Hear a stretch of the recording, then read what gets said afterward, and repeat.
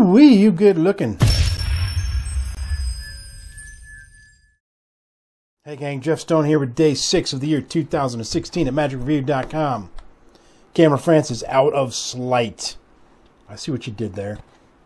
This is the second video in a row of self-working magic, self-working card magic, and technically this is all cards, even though some of it is business cards.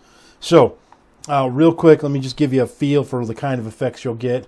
One is a stream or a packet trick version of Out of This World, which he's got an interesting presentation that goes along with it that I think might appeal to a lot of people out there.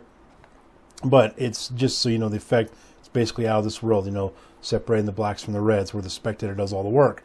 There's another effect on there, which is it's called Gemini Annihilator, which is kind of a handling on the Gemini twins, Gemini mates, Wolves, Ackerman thing.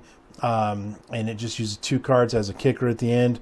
That's one of the things about these effects too, that due to the way the methods work, you can have these extra kickers at the end for no extra work. So I think that's an interesting thing about the method, which we'll talk about more of that in a moment.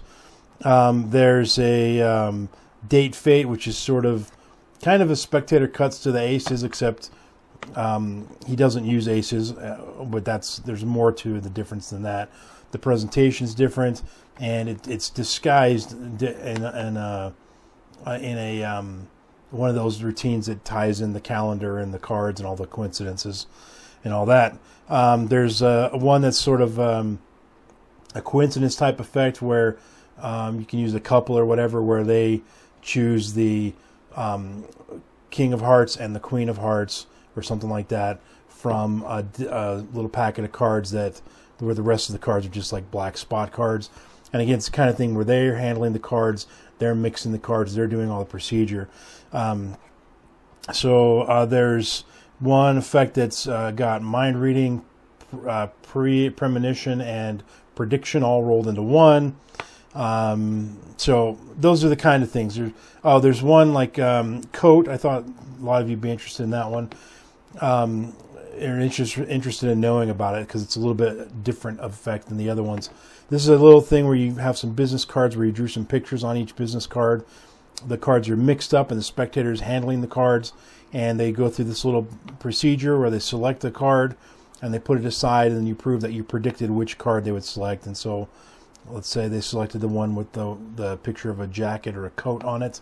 Then you take the other remaining cards that they didn't select, and you rearrange the pictures, the cards, so that the pictures spell out the word coat. So I thought that was a little bit novel, something kind of different. Anyway, so there's a whole bunch of stuff. Hummingwords is one where, again, the spectators handle the cards. They're business cards with a letter, like 1 letter per business card. There's about 12 of them. They're mixed up, and again, the spectator does this. And there's some turned face up and face down, and that you have to be a little bit involved in that part. But they do like 95% of the handling. So there's face up and face down mix. The cards are mixed by the spectators, and then they deal them into 2 piles.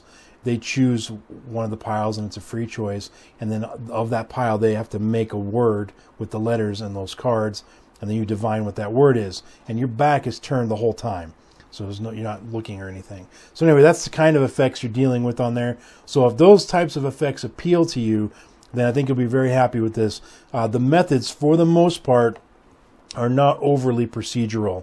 There's a couple on there that felt a little bit procedural, like a little too much procedure, but that's going to depend on how you present it, and it's going to depend on so one of the things, to backtrack a little bit, one of the ways he sort of disguised the procedure is under the guise of fairness, which is, look, we want everything to be totally random. We want to make sure that you know, there's no way I could control this. Wink, wink. There's no way that I could control this. So you take the cards, you shuffle them up, you mix them up, you deal them into packets, you turn cards over, and all the while you're giving them instructions that are controlling the outcome, but you do it in such a way that it feels like it's very fair and that it's just truly random. So that's the idea. So there are 1 or 2 that I'd say the procedure is a little bit involved, but again, it's not the kind of thing where they're going to be falling asleep. They're involved, they're participating. The other thing is the procedure is often, if it's not disguised, as Gregory Wilson always says, if you can't hide it, highlight it. And so rather than disguising the procedure under the guise of fairness, he in his presentation, he sort of justifies the procedure. And so either way, the methods are good. They work. They're self-working. Most of them, the spectators can do themselves. You hand them the cards. You tell them what to do. And you do it with the proper presentation, the proper attitude, and they will be fooled by it. The other thing, too, these procedures aren't so simple that they're going to be able to just go home and recreate it, but they're not so complicated that they're going to be falling asleep and confused at what they're supposed to be doing. There's a couple of effects that rely on a full deck stack, Sleight Stebbins, but they make use of, I think 2 of them did. Maybe it was only 1, but it might have been 2. One of them, I remember reading a very similar concept, might have been the exact same concept, in maybe either Encyclopedia of Card Magic or in one of Animan's books. But it's a really clever concept that's built in to a Sleight Stebbins deck that a lot of people, I haven't seen a lot of people take advantage of it. So anyway, a lot of different things like that. If you're into self-working card magic, I'm confident you'll be happy with this. It's Big Blind Media, so obviously the production's great. The video, lighting, mic, the audio, the navigation of the menu, all that stuff's groovy. And it's Liam, Montier, and Cameron in the explanation sections, and they're just kind of talking and discussing the effects and how they work and so forth. And they're taught very well, and everything's covered. And one of the things I like about having 2 guys do the explanations is that oftentimes, the guy who created the trick, in this case Cameron, he's got a script in his head of how he wants to get through and teach the points of the trick. But the other guy, Liam, might think, well, okay, can you go over this one point a little more clearly, or let's talk about this thing. And so there's a good balance there. I really enjoy that, and it makes the learning experience better. And you feel less like somebody's just staring and talking to a camera, kind of like me. Anyway, because we're talking to each other. Not much else to say. It makes my job easy when the products are good. I don't have I don't have anything negative to nitpick about it or anything like that. So 5 stars, stone status of gem, and this may be a red letter day in the history of Magic Reviewed, or at least in the history of Cameron Francis's career. This may be the first 5-star review I've given him. I've never given him a bad review, or not even him, but his products. No, I can think of one other one that I gave a 5-star to. So never mind, disregard that bit of business.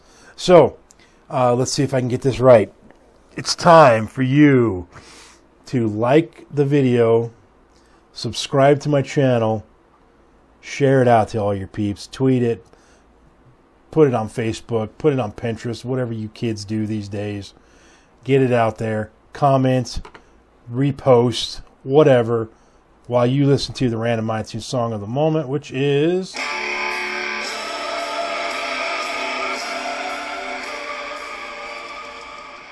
Oh Fortuna. And this is actually, it's from an album. The artist is called Therion, and it's called Classic Goes Metal, and the band's called Therion. I don't know what I said there, but and they have a really cool version of the Star Wars, the bad guy theme. I can't remember what it's called, but you know what I'm talking about. Anyway, this is a really cool version of O Fortuna. That's a very common, epic sort of classic piece that most people are familiar with. Anyway, I'll put a link to that in the description below. Thanks for watching. Tune in tomorrow, day 7, where we look at John Guastaferro's Center Stage.